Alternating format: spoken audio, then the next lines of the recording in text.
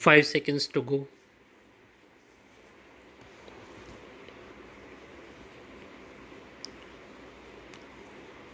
Start. It is also not disputed that the suit property was an ancestral property in the hands of Hari Narayan ji and Ganesh Narayan ji. It is also not disputed that Bhonari Devi was staying in the suit property before the death of Hari Narayan ji, and after his death she was in possession and in charge of the said property and was maintaining herself by collecting rent from the tenants who were occupying part of the suit property. Now it appears from the documents on record that the rent notes Exhibit A2 to A11 executed during the period 1955 to 1965 in respect of the part of the suit property were executed in the name of Bhonari Devi.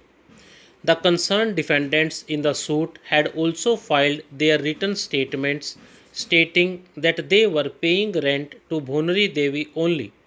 It further appears from the document Exhibit A13 that Dolal ji had raised an objection against Bhonari Devi paying the house tax in respect of the suit property, and that the Municipal Commissioner Jaipur wide order dated 28th March 1957 had observed that Bhunri Devi was paying the tax in the past also.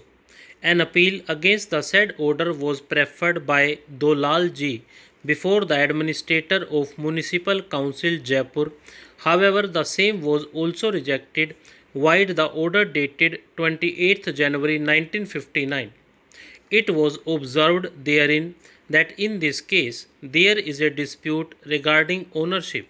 Municipal Commissioner, who is the reversing authority, in his judgment dated 28th March 1957, held that Bhonari Devi, who was paying tax to the municipality in the past, should pay the tax, and for question of title, the concerned party should seek remedy in the civil courts.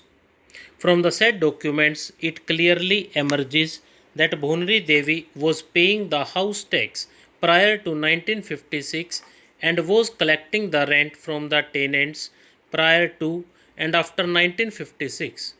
Pertinently, from the document Exhibit 54, it emerges that in 1940, Bhonri Devi, when she was staying with her in-laws, had no source of maintenance, and therefore she was granted rupees 2.50 per month by way of maintenance by the Punya department of the government. She, claiming to be a Pardanashi lady, had authorized Dolal ji to collect the said amount of maintenance. The said document clearly shows that Bhonri Devi was residing in the suit house since 1940.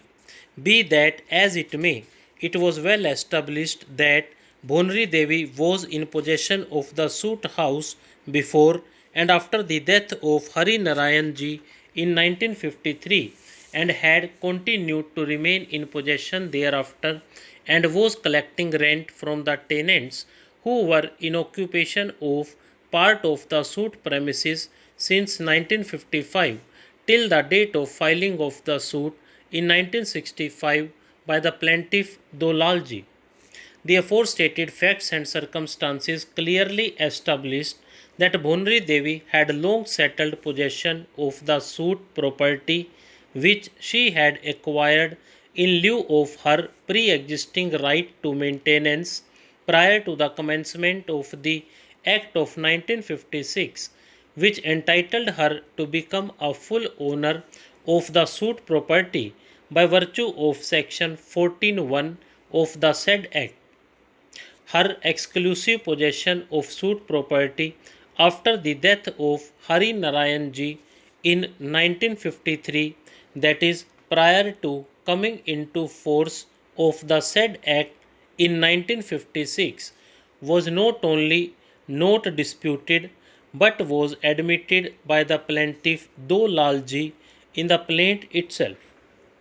Her pre-existing right to maintenance from the estate of the HUF of her husband was also well established. Stop.